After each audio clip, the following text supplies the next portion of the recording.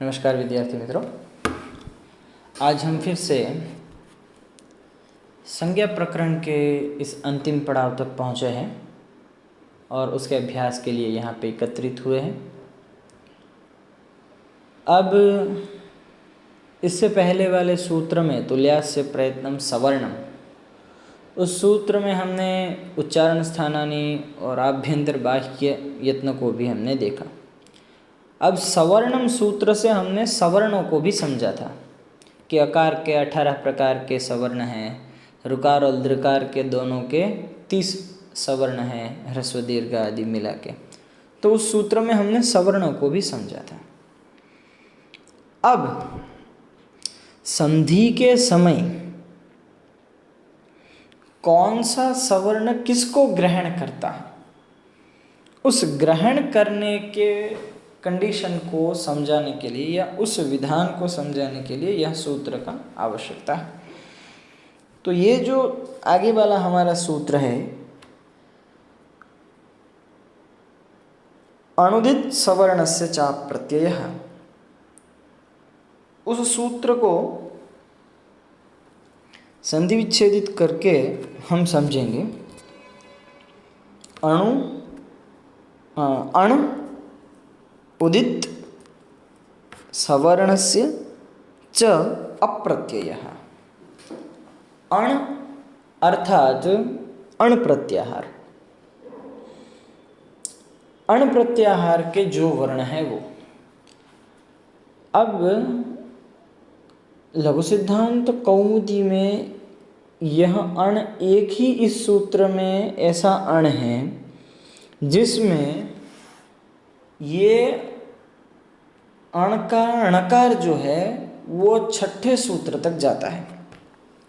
अर्थात इससे पहले जहाँ भी अण प्रत्याहार की बात हुई तो वो केवल और केवल मूल स्वर वर्ण जो है अ, ई, उ, उन तीन जो है उन तीन वर्णों का ही अण प्रत्याहार में ग्रहण होता था।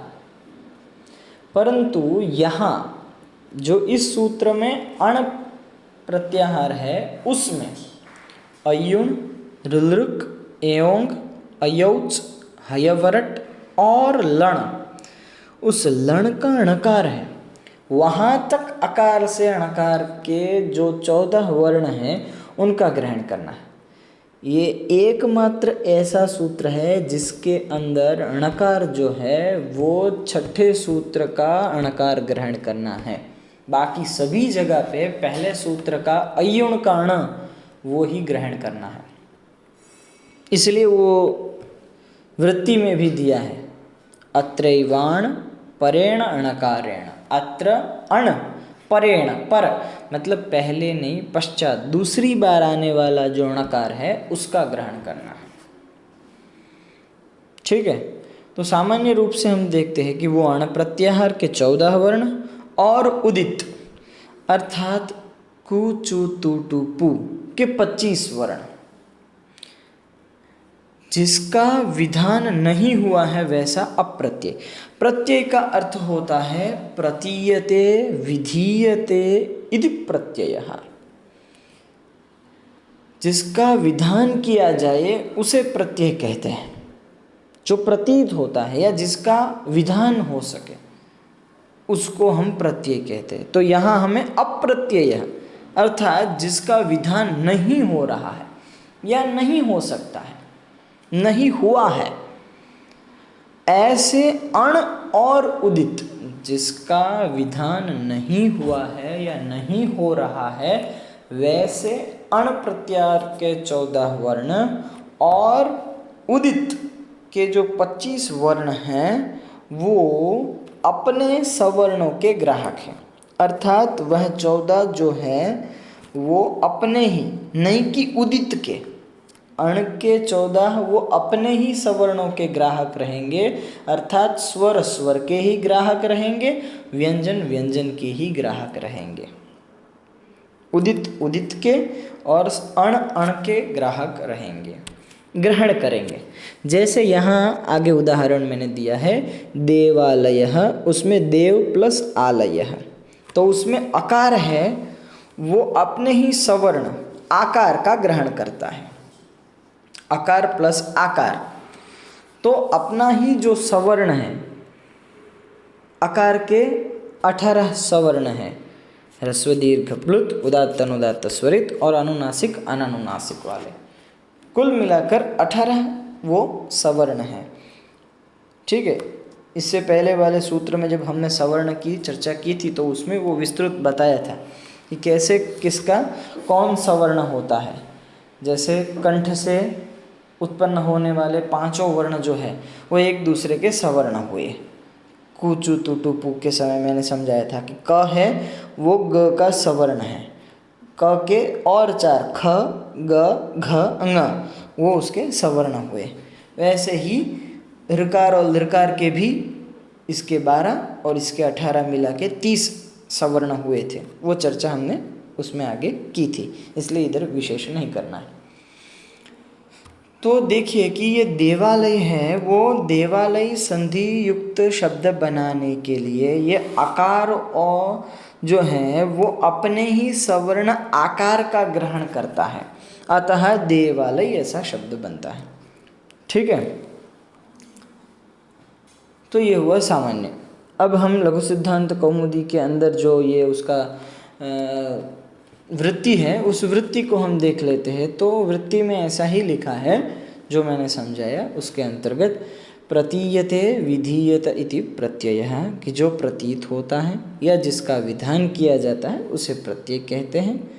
अविधीयमानो अण उदिच्च सवर्णस्य संज्ञा स्यात्, अर्थात न विधान किया हुआ, अविधीयमानः न विधीयमानः, जिसका विधान नहीं किया गया है, जिसका विधान नहीं हुआ है, वैसा अण और उदित, जो अण प्रत्याहार और उदित हैं वो सवर्णों की तथा अपनी संज्ञा वाला होता है, अर्थात वो अपने सवर्णों का ग्राहक होता है। ठीक है, वह वो बात बताते हैं। अत्रेवाण परेण अणकारेण, वो मैंने बात बताई कि अत्र जो यहाँ पे अण प्रत्याहार है वो अण प्रत्याहार परेण अणकारेण, मतलब दूसरा जो आगे आने वाला अणकार है छठे सूत्र का, नहीं कि पहले सूत्र का अणकार, छठे सूत्र का जो अणकार है उसका ग्रहण करने वाला रहेगा या उसका ग्रहण करना रहेगा इस अण प्रत्याहार को बनाने के लिए, वो अण प्रत्याहार। अब उदित कु चु तु टु पु एते उदितः, मतलब कवर्ग चवर्ग टवर्ग तवर्ग और पवर्ग के जो 25 वर्ण हैं वो उदित हैं। तदेव अ इत्यष्टादशानां संज्ञा। तो अब सवर्ण बताए तो उसी विषय को आगे बताते हैं कि वैसे ही वो ही अकार जो है इसी प्रकार अ यह 18 प्रकार की संज्ञा वाला होता है, अर्थात अकार के 18 सवर्ण हैं। तो 18 प्रकार के जो अकार है उसकी सवर्ण ऐसी संज्ञा होगी, केवल एक ही नहीं, वो अकार ह्रस्व दीर्घ और प्लित, अनुनासिक अनानुनासिक, उदात्त अनुदात्त स्वरित, सबका समान प्रकार से सवर्ण भी हुआ और उसका ग्राहक भी हुआ। ठीक है, वैसे ही तथे आकारो कारो तथेकारो कारो, उसी प्रकार इकार और उकार भी, क्योंकि अ इ उ वो जो 3 हैं वो तीनों 18 प्रकार के सवर्णीय हैं और प्रत्येक अपने ही सवर्णों के ग्राहक भी बनेंगे। वही बात मैंने आगे आपको उस सवर्ण के समय में समझाई थी, इसको यहाँ ये लोग फिर से एक बार रिवाइज कर रहे हैं और बता रहे हैं। ऋकारस्य त्रिंशतः, तो मैंने बताया था ऋकार का 30 प्रकार कैसे, तो ऋकार और लृकार वो दोनों परस्पर है, वो एक वार्तिक हमने पढ़ा था। ठीक है, उस वार्तिक के समय में ये बात आई थी, ऋ लृ वर्णयोः मिथः सावर्ण्यम वाच्यम, उस समय मैंने बताया था कि ऋकार और लृकार, ऋकार के 12 और लृकार के 18, ऐसे कुल मिला के वो 30 प्रकार के सवर्णीय हुए और 30 प्रकार से एक दूसरे के सवर्ण ग्राहक भी हुए। ठीक है। एवं लृकारोपि, જેવી રીતે ऋकार છે वैसे ही ये लृकार भी 30 प्रकार से उसका सवर्ण हुआ और ग्राहक भी हुआ। ठीक है। तो ये बता रहे हैं अभी कि कौन किसके सवर्ण है और कौन किसका सवर्ण का ग्राहक है। ठीक है। तो सवर्ण को समझने के लिए समान वर्ण वाला, ठीक है, समान वर्ण जो हमने बताया था, उत्पत्ति स्थान आदि जो उसका समान है वो। ठीक है। तो ये समझिएगा। उसके बाद में बताते हैं एचो द्वादशानाम, जो एच प्रत्याहार है वो 12 प्रकार से 12 प्रकार से एक दूसरे के स्वर्ण हैं और सवर्ण ग्राहक भी हैं।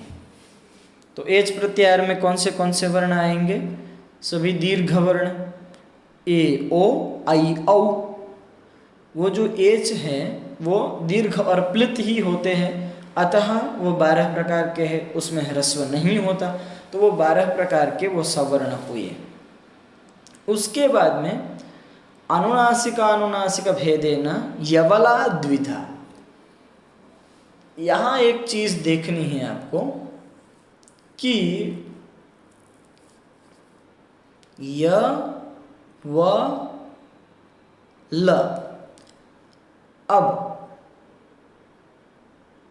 अण और उदित ये दोनों की बात हुई तो अण प्रत्याहार में 14 जो वर्ण हैं उसमें ये आ गए अ ई उ ऋ लृ ए ओ आई औ।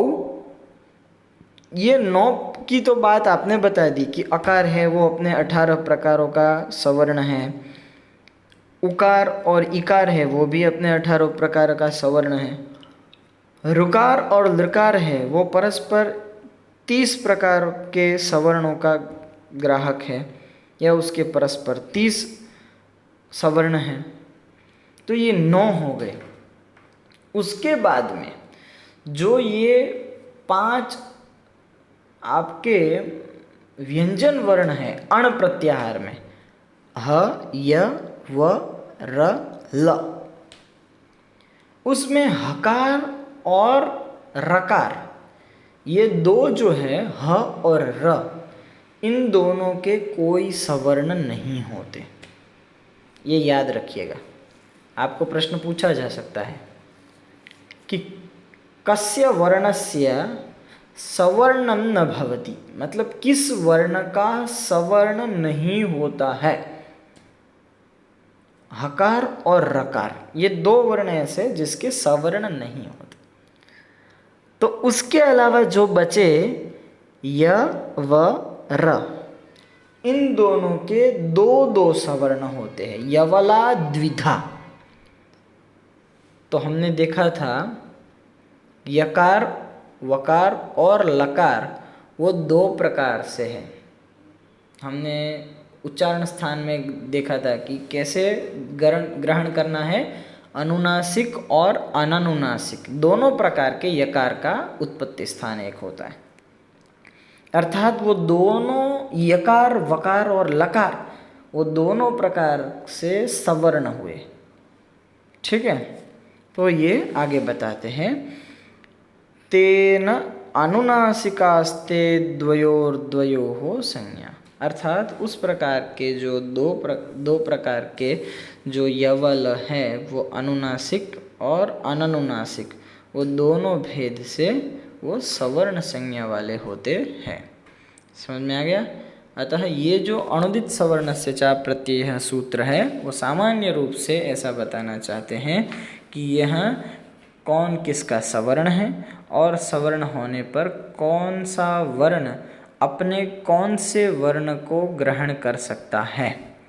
तो ग्रहण करने के लिए अपन को पता होना चाहिए कि अकार है तो अकार के 18 प्रकार के सवर्ण हैं और वो अकार जब कहीं भी विधान नहीं हुआ होता है वैसे अपने सवर्णों का ग्रहण कर पाएगा। ठीक है। ये उसका सामान्य अर्थ है। उसके बाद में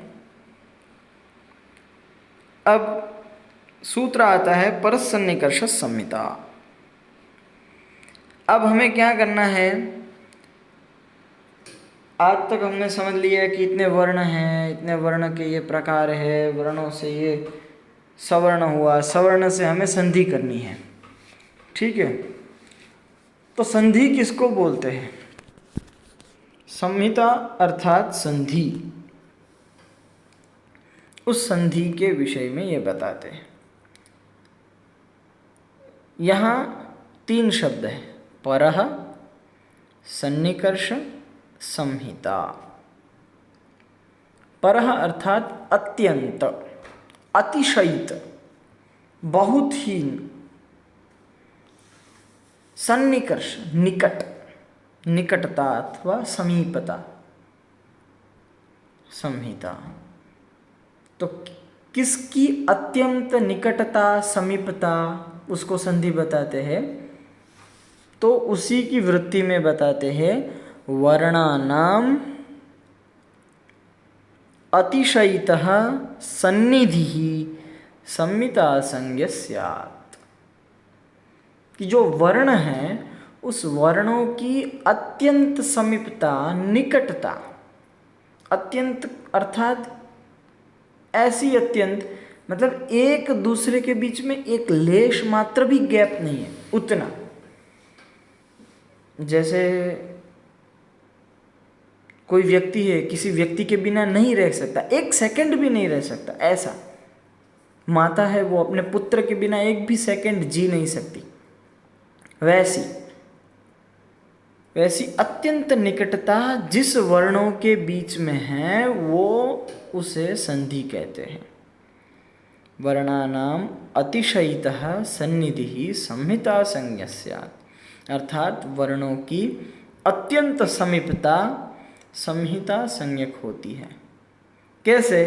जैसे ये एक प्राकृतिक संधि जो है ना, संहिता अर्थात संधि, ये एक प्राकृतिक प्रक्रिया है। पाणिनि मुनि ने ये सोच समझ करके एक विज्ञान को यहाँ प्रस्तुत किया है। ये पहले से ही था, इसको कुछ उसने बनाया नहीं है।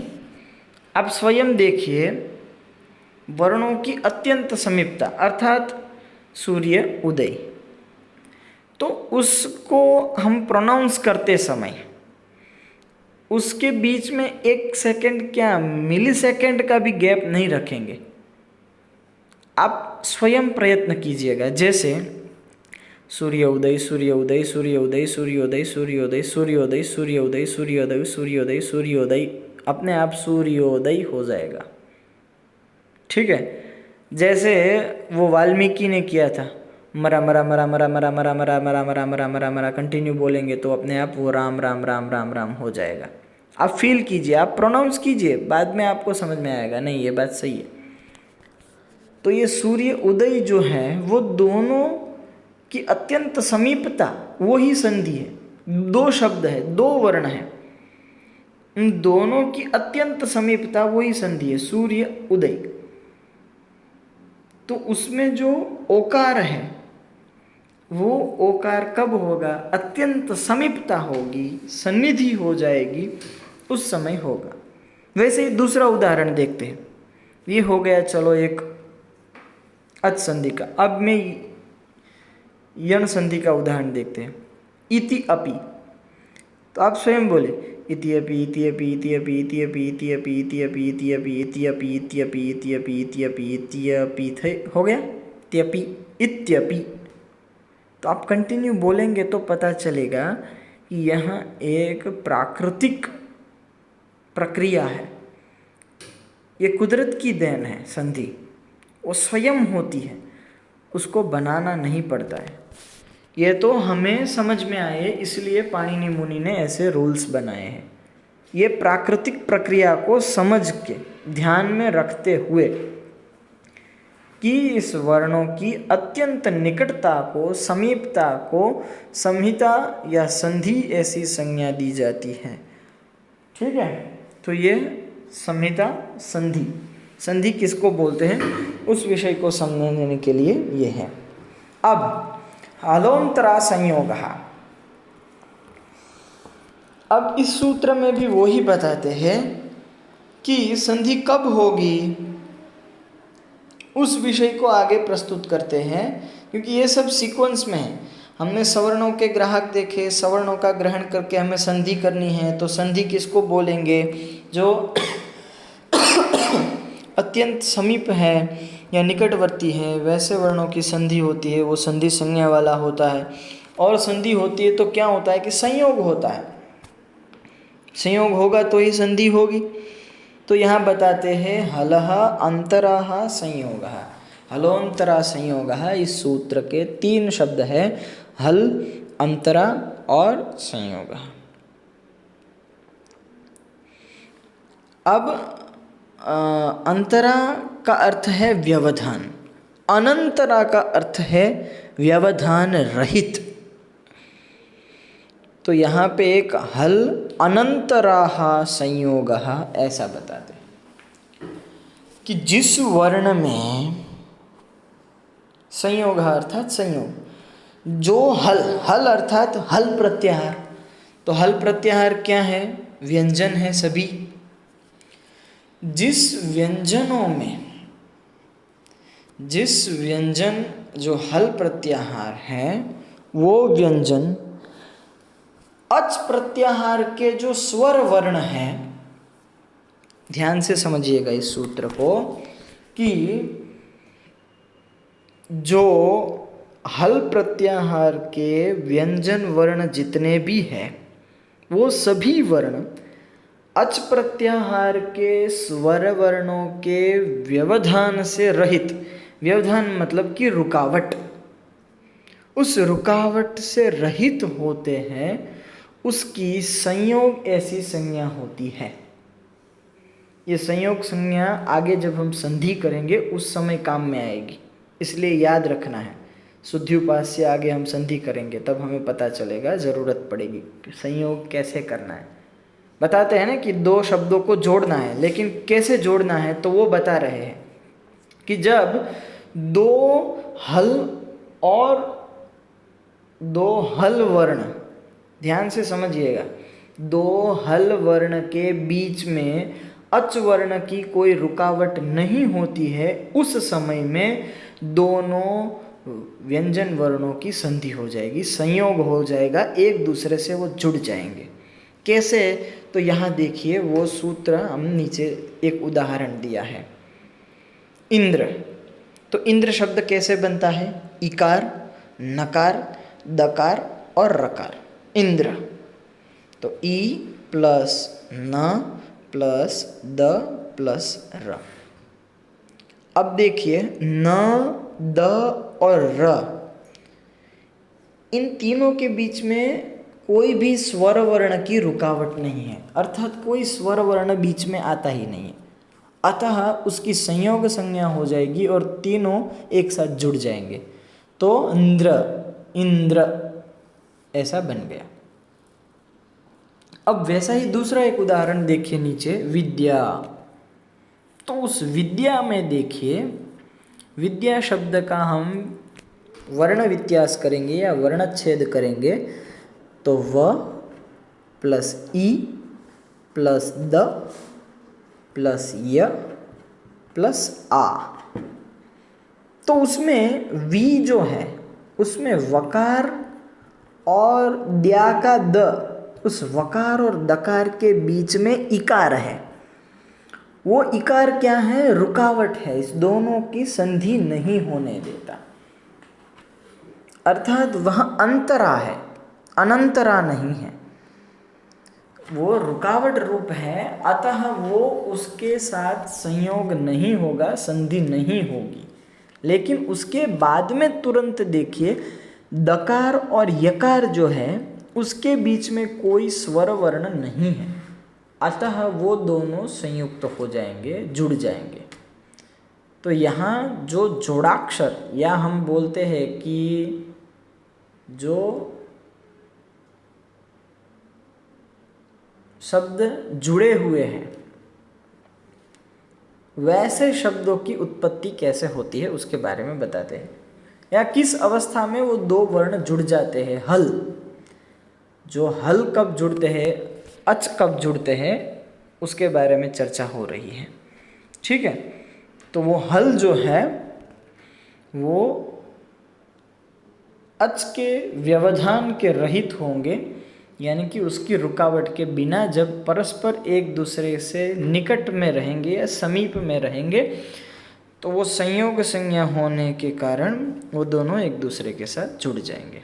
इतना ही सामान्य कहने का अर्थ था कि जो हल अर्थात व्यंजन वर्ण अच के अर्थात स्वर वर्ण के व्यवधान से रहित है, रुकावट के बिना एक दूसरे के समीप में है, नज़दीक है, उसकी संयोग ऐसी संज्ञा होगी और वो एक दूसरे के साथ जुड़ जाएंगे। बस उतना ही कहने का अर्थ था। अब संधि किसकी होगी? किसी दो पद की होगी, किसी दो शब्द की संधि होगी, क्योंकि वर्णों की संधि है उससे तो शब्द बनता है। ठीक है, या संपूर्ण एक वर्ण बनता है, जैसे कि व प्लस अ तो एक अकार बन गया। अब दोनों अकारों का संयोग होगा तो ही कुछ एक विशिष्ट शब्द और एक विशेष अर्थ वाला शब्द उत्पन्न होगा। जैसे हमने देखा देवालय में, तो देव शब्द का अर्थ भिन्न है, आलय शब्द का अर्थ भिन्न है। देव शब्द का अर्थ है भगवान। सिर्फ हम देव की बात करेंगे तो देव का अर्थ होता है भगवान, कोई भी आप लो। ठीक है, भगवान या ईश्वर या ऐसी कोई एक शक्ति। ठीक है, आलय का अर्थ होता है समूह या आश्रय स्थान या एक ऐसा मकान। ठीक है, तो दोनों का अर्थ भिन्न है, लेकिन जब दोनों को हम संधि युक्त कर देंगे और एक पद बनाएंगे या एक शब्द बनाएंगे तो दोनों को मिलाकर तीसरा कोई एक अन्य ही अर्थ उत्पन्न होगा, अर्थात देवताओं का मकान। जहाँ देवताओं का या देवी शक्तियों का वहाँ वास है, आवास है, निवास है। ठीक है, तो पद किसको बोलते हैं? उस पद के प्रश्न में तो दो पद को जोड़ना है, दो पद अर्थात दो शब्द। ठीक है, तो शब्द दो प्रकार के होते हैं। सुप्तिंगंतम पदम, ये सूत्र है। सुबंतम तिंगंतम पद संयम स्यात्, कि ये जो